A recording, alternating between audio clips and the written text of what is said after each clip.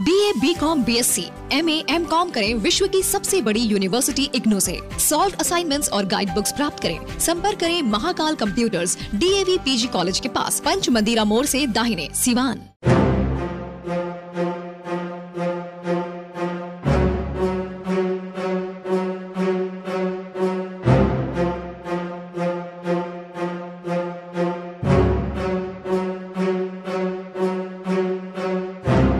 Siwan police को बड़ी सफलता हाथ लगी है। पुलिस ने रंगदारी मांगने वाले 3 अपराधियों को गिरफ्तार कर लिया है। सिवान के पुलिस कप्तान शैलेश कुमार सिन्हा ने प्रेस कॉन्फ्रेंस कर इसकी जानकारी दी।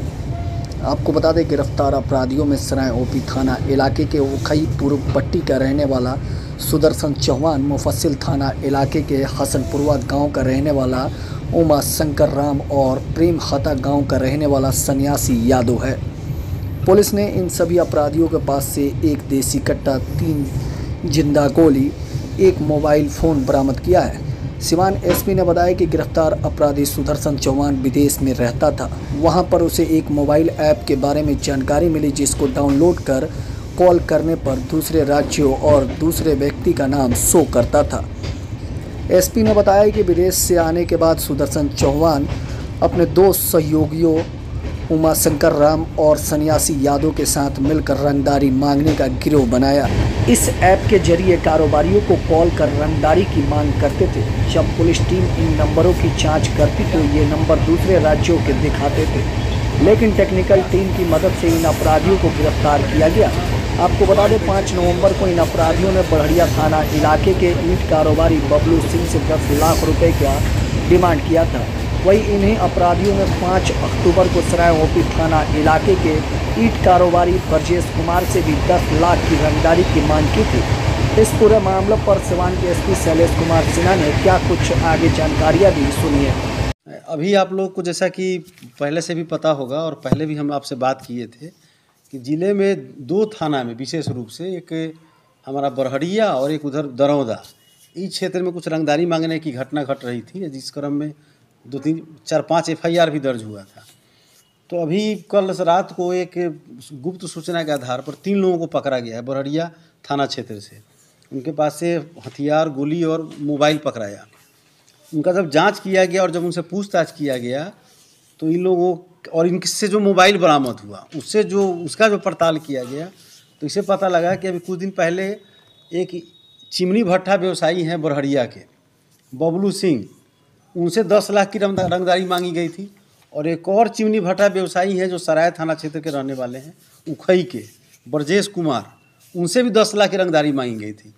तो दोनों रंगदारी इसी तीनों लोगों ने मिलकर मांगी थी, जिसकी अभी गिरफ्तारी की गई है।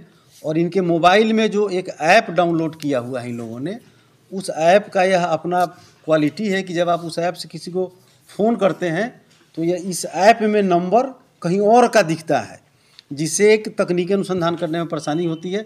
यह ऐप आपको कभी दुबई का दिखाएगा, कभी टावर लोकेशन, कभी गुजरात का दिखाएगा। तो इस ऐप का इस्तेमाल करके और ये लोग इन दोनों से रंगदारी मांग रहे थे और इस संबंध में दोनों थाना में केस भी दर्ज हुआ है। तो इनका यह मोबाइल, आर्म्स और गोली सब बरामद हो गया। इन लोगों ने अपना पूरा कन्फेस कर लिया। और जो इस पूरे घटनाक्रम में दोनों केस में जो 3 लोग सम्मिलित होकर जो ये कार्य कर रहे थे, तीनों लोगों की गिरफ्तारी हो गई। तो इस प्रकार इन दोनों कांड में कंप्लीट उद्भेदन भी हो गया और पूरी गिरफ्तारी भी हो गई।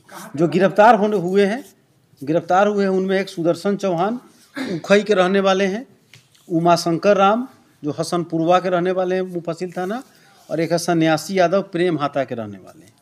इन तीनों का अपना क्रिमिनल हिस्ट्री है। उमाराम इसमें एक पहले का बहुत ही नोटोरियस क्रिमिनल रहा है, जिसपे 395 डकैती का कांड, चोरी का सामान लेके घूमने का कांड, चोरी की डकैती योजना बनाने का कांड, आर्म्स एक्ट या शराब का कांड, इस तरह का कई कांड दर्ज है, जिसका कि हम लोगों ने आपको जो प्रेस नोट दिया है उसमें पूरा उल्लेख किया हुआ है। सन्यासी यादव भी पहले चोरी के कांड में जेल जा चुके हैं। सुदर्शन चौहान भी पहले 384 यानी रंगदारी मांगने के कांड में रंगदारी मांगने और 307 यानी किसी पर जानलेवा हमला करने के आरोप में पहले 2020 में ही जेल जा चुके हैं।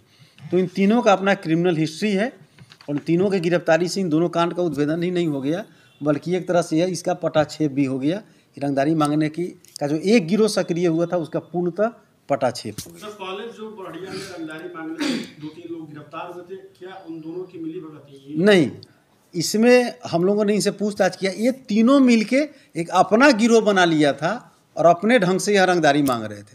बरहरिया में जो गिरफ्तारी हुई थी, जो पहले मैंने आपको प्रेस ब्रीफ में बताया भी था, वह एक अलग गिरोह था जो वो भी कई केसों कांड से निकला हुआ, जेल से मुक्त हुआ था। उन लोगों ने अलग से एक बनाया था और उनसे रंगदारी मांग रहे थे, तो उसमें भी सारे लोग पकड़े गए और उनका यह पटाक्षेप हुआ।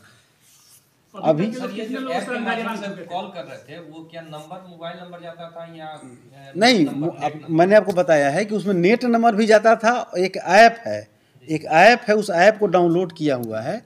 उस ऐप से अगर आप किसी को फ़ोन करेंगे तो उसमें आपको पूरा नंबर दिखाएगा, लेकिन जब आप उसको जांच करेंगे तो उसका लोकेशन आपको किसी दूसरे आदमी का नंबर होगा जिसको पता भी नहीं है। वह गुजरात का रहने वाला होगा, बाहर का रहने वाला होगा, और कभी कभी आपको नेट कॉल आएगा जो कि लोकेशन आपका दुबई या बाहर कोरिया टाइप का दिखाएगा।